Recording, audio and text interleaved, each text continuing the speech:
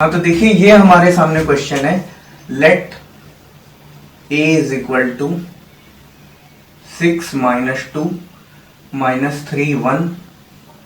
ठीक है, सो ये क्या हो जाएगा, a is equal to I A.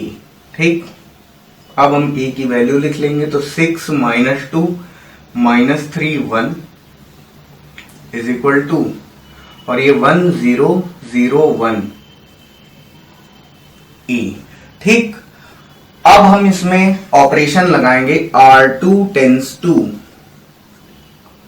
R1 plus 3R2। ठीक है, तो ये हमारा हो जाएगा 6 माइनस 3, और जो आपकी सेकेंड रो होगी उसमें क्या हो जाएगा, 6 प्लस 3 इंटू माइनस 2 कितना हो जाएगा, 6 माइनस 6, ये हो जाएगा 0, और ये हो जाएगा माइनस 3 प्लस 3, तो ये हमारा कितना हो जाएगा, 0 इज इक्वल टू, और इसमें क्या हो जाएगा, इसमें हमारा हो जाएगा 1 0, और ये हमारा कितना हो जाएगा, 1 हो जाएगा। ठीक है, और ये 0 प्लस 3R2, तो ये कितना हो जाएगा, 0 प्लस 3। ठीक है, ए।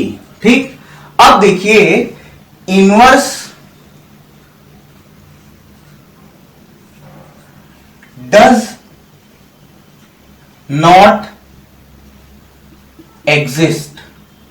देखिए इसका इनवर्स क्यों नहीं एग्जिस्ट कर रहा है, इसलिए क्योंकि इसमें किसी भी ऑपरेशन के दौरान अगर हमारी मैट्रिक्स अगर है, तो किसी एक पर्टिकुलर रो में या किसी एक पर्टिकुलर कॉलम में किसी भी ऑपरेशन से दोनों एलिमेंट्स हमारे जीरो नहीं आने, मतलब सारे मैट्रिक्स के किसी पर्टिकुलर मैट्रिक्स में किसी एक पर्टिकुलर रो में या किसी एक पर्टिकुलर कॉलम में सारे एलिमेंट जीरो नहीं आने चाहिए। ठीक, तो देखिए अब यहां पर ये 0 0 आ रहा है, तो इसका इनवर्स नहीं एग्जिस्ट करेगा।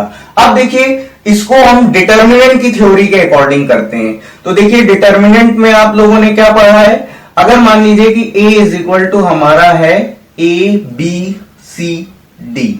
ठीक है, ये हमें कोई पर्टिकुलर मैट्रिक्स हमें दी हुई है और इसका हमें डिटर्मिनेंट निकालना है, सॉरी इनवर्स निकालना है, तो ये हमारा क्या हो जाएगा, ये a inverse is equal to हो जाएगा 1 upon determinant a into adjoint a।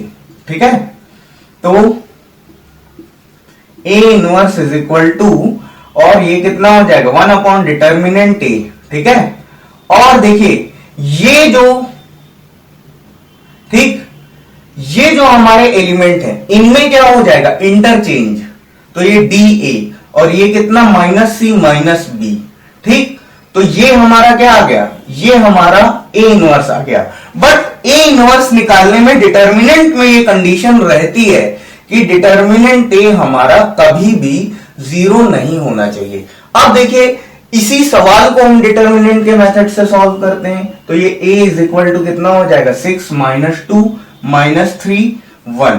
ठीक है, तो एडजॉइंट a हमारा क्या हो जाएगा, एडजॉइंट a हमारा तो ये हो जाएगा भाई, ये 6 और 1 आपस में क्या हो जाएंगे, इंटरचेंज हो जाएंगे, 1 6, और इसमें क्या हो जाएगा, साइन चेंज, तो ये हो जाएगा 2 3। ठीक, तो ये तो हमारा एडजॉइंट a आ गया, बट डिटर्मिनेंट a की वैल्यू कितनी आ जाएगी, 6 माइनस 2 इंटू माइनस 3।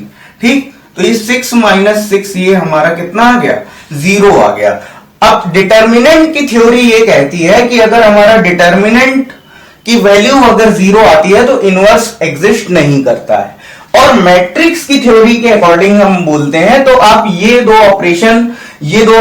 ऑपरेशन करके आप यहां छोड़ सकते हैं कि इनवर्स हमारा एग्जिस्ट नहीं करता है। अब देखिए ध्यान से सुनिए, डिटर्मिनेंट की थ्योरी ये कहती है कि अगर हमारा इनवर्स तभी एग्जिस्ट कर सकता है जब डिटर्मिनेंट a की वैल्यू 0 ना आए, मतलब नॉन जीरो आए, प्लस माइनस कुछ भी आए, तो हमारा डिटर्मिनेंट जो होता है, वो जो हमारा इनवर्स होता है वो एग्जिस्ट करता है। ठीक, लेकिन मैट्रिक्स की थ्योरी ये कहती है कि अगर किसी एक पर्टिकुलर रो में या एक पर्टिकुलर कॉलम में अगर ऑपरेशन के दौरान सारे एलिमेंट्स अगर 0 आ जाते हैं, तो वहां पर इनवर्स हमारा एग्जिस्ट नहीं करता है। ठीक, तो चाहे आप इसे मैट्रिक्स की थ्योरी से करें, चाहे डिटर्मिनेंट की थ्योरी से करें, इसका इनवर्स एग्जिस्ट नहीं करेगा।